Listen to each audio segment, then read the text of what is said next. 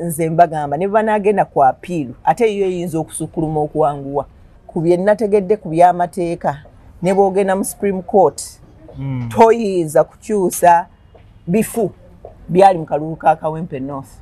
No, tekijja kusoboka. Ebyaffe by'amateeka si bya pokopoko si bya social media ne bwe tunagenda wa etteeka liragira nti waaliwo ensobi ez'omuggundo mu kooti munda mazima buli we twatuulanga musaakulaba naye buli we twatuulangamu nga nnyongera okukakasa nti guno omusango tugubuuse buva era nali nkimanyi era nakyogererawo naye ate bannaffe ku sayidi eri omusango guno baagunyoma ate nga gw'amaanyi. Kooti zaffe za wano Uganda tugenda muwangulirayo olw'okuba kye twatwala mu kooti waaliwo ebirumira eby'amaanyi. Engeri gy'ali looya naye akimanyi mu mutima gwe nti ensonga ze tugamba za ssimba. Twasaba nti akalulu kateekebwe ku bbali ekifo ekyo kiveewo cause obuwanguzi obwo bwatuukibwako mu ngeri emenya amateeka. Nzigiraayo nga Nambi ngamba nti njozaayoza Nalukoola ekyo si kituufu. Nalabikirako mu muzikiti naye ni mukazi Muisiraamu nga ngenze kusaala Juma ewa Mbogo ne batuyitira speech yange eyo mugiina teriimu nti nkuyozaayoza erimu nti ngenda mu kooti olw'okuba okulonda kuno kwe tuvaamu kwalabisiddemu ebintu ebitali bituufu. Amanya nze Nsuuga Mustafa nkola ne Alihira Holdings Uganda Limited. Tuli bakozi ba Biodigester wamu n'okuzimba okw'enjawulo. So olwaleero tuli wano eno nga tuli nkola Biodigester. Ekyenjawulo ekiriwo nti yo eri mu basement wakati okusinziira nga bulijjo abantu mu kiraba nti eno parking lot. So eri wansi eri parking lot eri mu basement. Leero tukoze size y'abantu 5 ng'era erina capacity okusavinga ekizimbe kino kyonna nga wekinaabeera. Wano eno ng'era emigaso gya bulijjo gya Biodigester tebagenda kunuunamu. Atwetaaze ku namba z'essimu 07017669992 ne MTN 0789224230. Enamba ezo zonna kweziri ku WhatsApp. Amanya gange bapita Aidembabazi Brenda Basawa Little Birds School elisangibwa wanene Nansana Kyebando mu Nsumbi. Tuyina mixed day and boarding abasula wano n'abadde waka. Ebisande byaffe wano ku ssomero bisoboka eri buli muzadde ate tuyina wano ne kodi kw'osobola osasulira nga tosose na kutuuka ku ssomero. Tukoola buli bazadde bonna abali eyo mu Uganda n'abali ebweru wa Uganda okutuwa abaana mu kisulo ne mu dde. Tuyina vani zaffe ezitwala abadde ewaka omwana wonna waali vani zisobola omutuusaayo. Ebisulo byaffe abaana gye basula bulungi era byegombesa. Visit us and get our services. Nze lujja omulungi atulaba okwetoola ensi yonna mwe bali kubanga mugoberera video zaffe ez'enjawulo.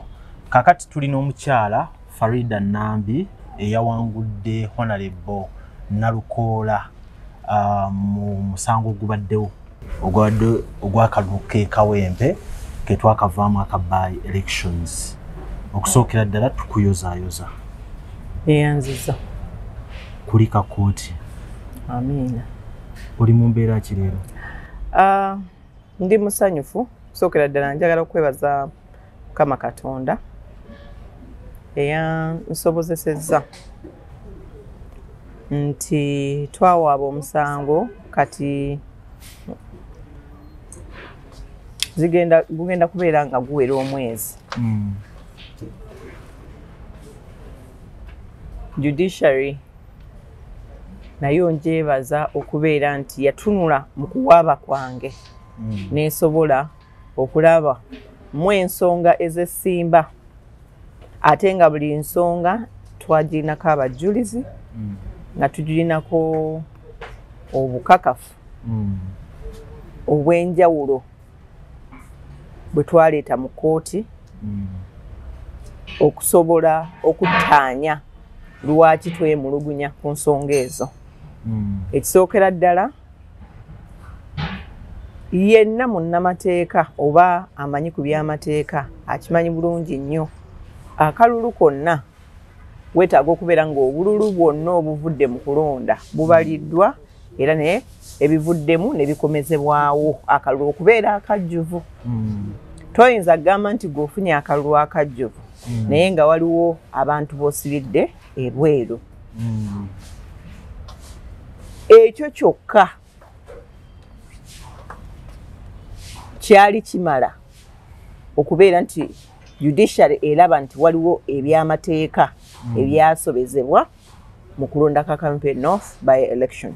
Ekyokubiri, ffe bwe twakuŋŋaanya aba agency baffe abali mu bifo ebyenjawulo kozi ze Nambi nali candidate najja ninonda bulungi nnyo nenzirayo okulinda ebivudde mu kulonda nga bwe coordinatinga ne bannanga abaali mu ground. Okuva sawa nga 10 ku 11 batandika otubuulira nti wano waddewo emivuyo bwe giti gye siinaamu mukono. Bannange nze Nambi siina magye, siina miggo nti nze ngisindika nti gino emiggo gya Nambi. Siina na gwe njagaliza kkubibwa. Njagala nnyo emirembe ku bantu n'ebintu byabwe. Era bonna bannaddembe yonna gye muli nze nkoowoola mirembe. Buli we tubeera n'ebyokulonda wabeerewo ebiki emirembe. Ne kano akalulu ke tugendamu aka 2026 kabeere ka mirembe ku bulamu bw'abantu n'ebintu byabwe. So omuntu oli okumpaayiriza nti twaleeta emiggo ne tubawuula oba twaleeta emmotoka zizisa bisolo ekyo saakiinaamu mukono nze nga Nambi nali bubeezi candidate ate candidate atambudde n'abantu. Ebimu ajja tebabiteeka ku pateyo eya NRM nti NRM ebeeramu n'omukono mu buvuyo obwo. Era kyova olaba nze navaayo nenvumirira nnyo ekyokuleeta eryanyi erisukkiridde mu kalulu ka Kawempe North by election. Ekyo nsuubira naawe si okuwulira. Nze saagalangako kuba bantu kati omuntu aleme kukyayisa Nambi ng'akugamba nti Nambi baaleeta no baleme twogerera mu prudo. Ye bw'aba amanyi abaaleeta abo abajjeyo si ffenna ab'NRM tiffe twaleeta abakuba abantu oba nti twagala n'abakuba abaki abantu no. Ekyo si kituufu. Yes. Tusooka tuddeyo ko wali mu court process. Wali nga oliesa abajulizi. Waliwo social media ye yalagyanga abajulizi bo abaali babulamu nga baleeta obujulizi obutatuukiridde. Oba biraba nga process ya court etandisa. Anti kati njagala okubuulira nange siri munna by'amateeka naye we nayingidde kooti eyo ne wenjifulumiddemu nga nina bingi byenjize. Waliwo kye bayita evidence oba obujulizi nga bwallo bukwatagana byaki by'amateeka ate nga abantu baffe wabweru bayinza obutabutabuta mu ntaputa ki entuufu. Mu butuufu ekkooti eyaffe bwe yatandikira ne gyekomeredde nga tulina obujulizi obulumiriza ki abantu ate buli mujulizi waffe nga bwe tusaba abajulizi 10 ffenna twabalina era twabaleeta. Bwe baagamba nti tebaagala era tetwabaleeta kozi twalina abajulizi abaweza almost 31. Yes. Naye kkooti neetoolako butoozi negamba nti muleete abajulizi 10. Ate nga bannaffe abajulizi abamu baagambanga nti bajulizi baabwe. Era gye kyakomekkereza nga be baagulirira abajulizi ffe bwe twatwala mu kkooti. Kati lw'ogulirira omujulizi nze gwe ntadde mu kkooti ononkakasa otya nti tosobola kugulirira kalulu. Omujulizi muleese mu kkooti nga mujulizi wange n'ojja n'omukusonzeka emitwalo 2 ng'omusuubiza miliyoni namba. Kwegamba mu kkooti munda mazima buli we twatuulangamu saakulaba naye buli we twatuulangamu nga nnyongera okukakasa nti guno omusango tugubuuse buva era nali nkimanyi era nakyogererawo naye ate bannaffe ku sayidi eri omusango guno baagunyoma ate nga gw'amaanyi. Omusango gwa naggomola nnyo mu misango era kyova olaba nga twavaayo guloopa. 1 tukole ennyongosereza mu byokulonda. Ekyokubiri tukole ennongosereza mu Electoral Commission teyinza kutandika kweteekerayo gwa naggamba n'etakola ebyo ebisuubizibwa okukola ki okukola. Era bonna abeesimbyeyo basaanye batusanyukire wamu kye twatuuseeko because tekyabadde kya Nambi nze ng'omuntu kyabadde kyafena ennongoseeza wano era mmanyi nti electoral commission weneeva mu musango guno simanyi oba egenda kwapiringa oba nedda naye bweneeguviiramu nga mutuufu etegedde nti teyinza kubeera nti eteekayo gwannangamba ku buli buvunaanyizibwa bweyina ku buli kalulu. Katajja tugendeko ku bibuuzo abantu bibebuuza. Okusookera ddala wali nga balangiridde Honorable Nalukoola wamuyozaayoza. Ekyo si kituufu. Era singa wandaba nzigiraayo nga nambi ngamba nti njozaayoza Nalukoola. Ekyo si kituufu. Nalabikirako mu muzikiti naye ni mukazi Muisiraamu nga ngenze kusaala Juma ewa Mbogo. Ne batuyitira speech yange eyo mugiyina teriimu nti nkuyozaayoza erimu nti ngenda mu kooti olw'okuba okulonda kuno kwe tuvaamu kwalabisiddemu ebintu ebitali bituufu oba ani yabikoze essayidi zonna zireete obujulizi obulumika abantu abaleese emibyo gye twalabye mu kalulu tusobole okugenda mu maaso mu byokulonda nga waliwo ennoogonsereza ekyo kyenayogera bw'oba onnina no ebyo si bituufu si bituufu at all nkuyozaayoza ate nemala nenkutwala mu kooti no oyo poko bigambo oyinawo eyakusindiikiriza okutwala omusango mu kooti oba gwe weetegerera ku kino? Kati olaba bwe nayimirirawo nali candidate we NRM era nga ndi sponsored nga bwolaba nti Nalukoola yali candidate wa NUP ng'ali sponsored by NUP pate yange yasalawo nti emivuyo gino ekyo mwakiraba Seeke yatuula nga 14 twali twakava mu kalulu era ebyava mu Seeke babya communicatingira bulungi era n'ebbaluwa omukulembeze w'eggwanga n'agiwanika tuligenda mu kooti ffe ab'NRM tulina bannamateeka bangi bakulirwa Director Barata wano ku plot 13 nga tumaze okulaba nti omusango guno gwa naggomola bwe bubanga obululu obutaaleetebwa businga obwo nze bwe nnina okugattulwako okusinga akalulu bakiyita nti okulonda tekwatuukiriza mateeka matuufu obululu obwo oba oyina by law Parliamentary Elections Act okubeera nti ebifo ebyo wayinza n'okujja empewo nnyingi n'etwala obubox olina okubeera nti ebifo ebyo bwe biba 10 waliwo emisango mingi gye baleese mu kooti okujustifyinga ekintu ekyo nga ebifo byali just 9 oba nga n'ebirala byali 5 naye nga obululu obuvaawo nga buki bungi so Electoral Commission nze mmanyi nti gye tulaga mu maaso teyinza kuteekayo gwannagamba ku buvunaanyizibwa bwayo n'egenda mu maaso kola bintu bitali mu mateeka ina kyayigiddeko bagamba omusango ogwo gwayanguye nnyo okusinga ku misango egibaawo obayi emisango eja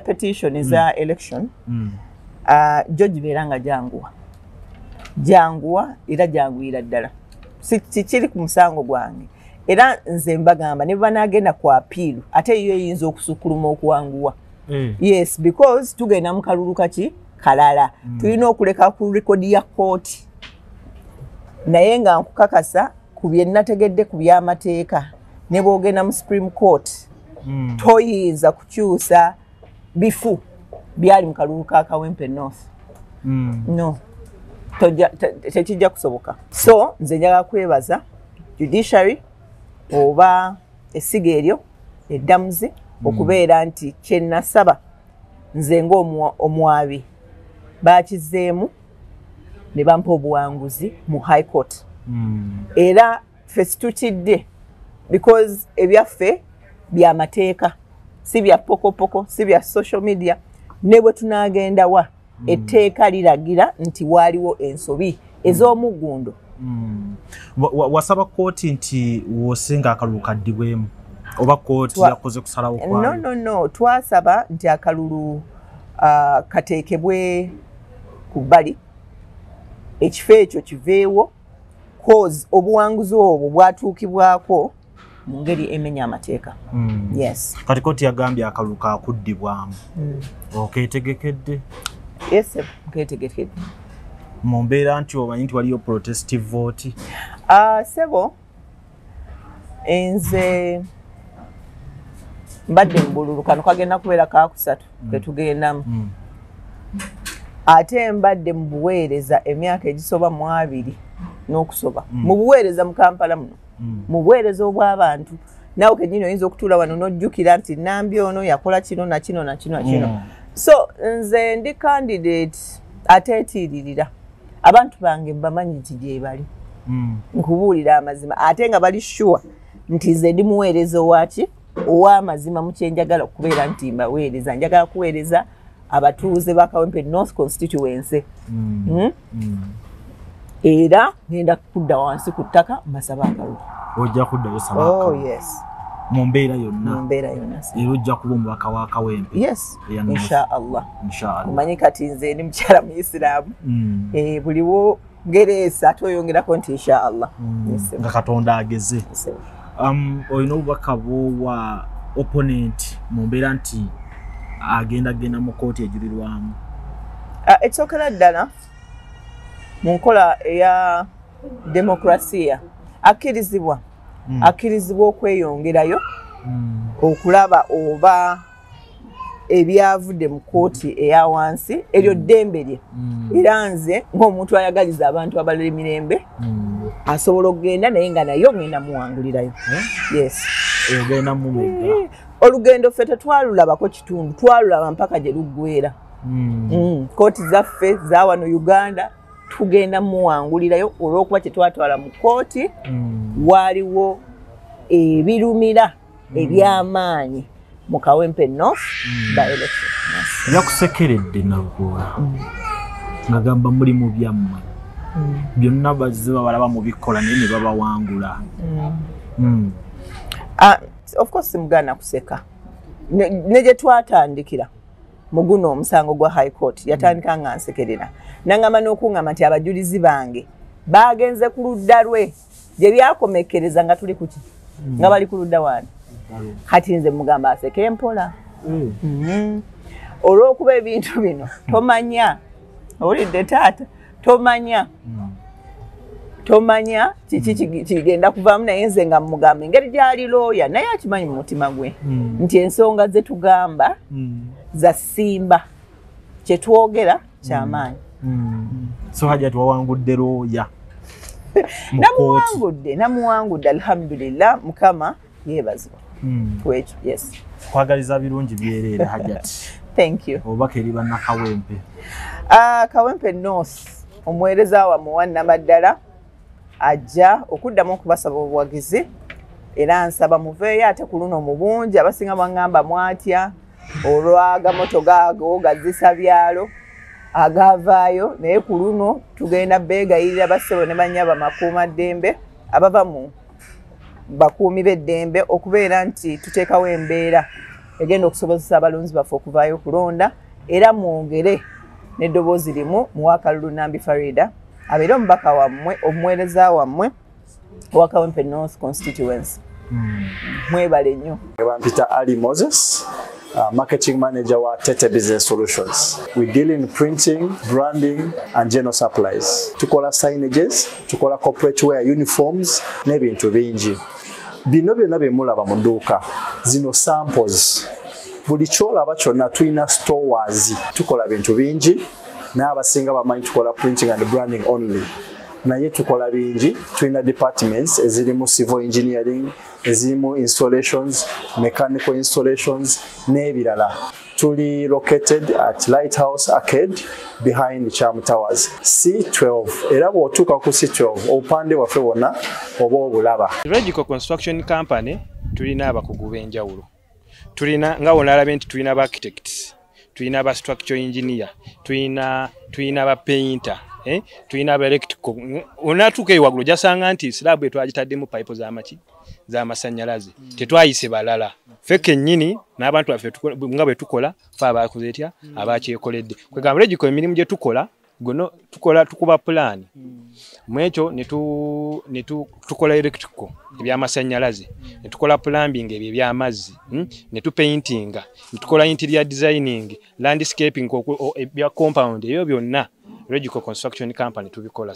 Richard Boutique wano ku Kamukamu Plaza Entebbe Road Kampala bayina engoye okuva e UK ez'abaami n'abakyala. Bayina diapers oba ziyite pampers okuva ddala ku mwana azaaliddwa paka ku muntu omukulu, engatto z'abakyala n'ebyokwewunda. Mujje wano ku Kamukamu Plaza first floor F46 oba osobola okugiyita FF46 nga we litimbiddwa ku mulyango gwalyo.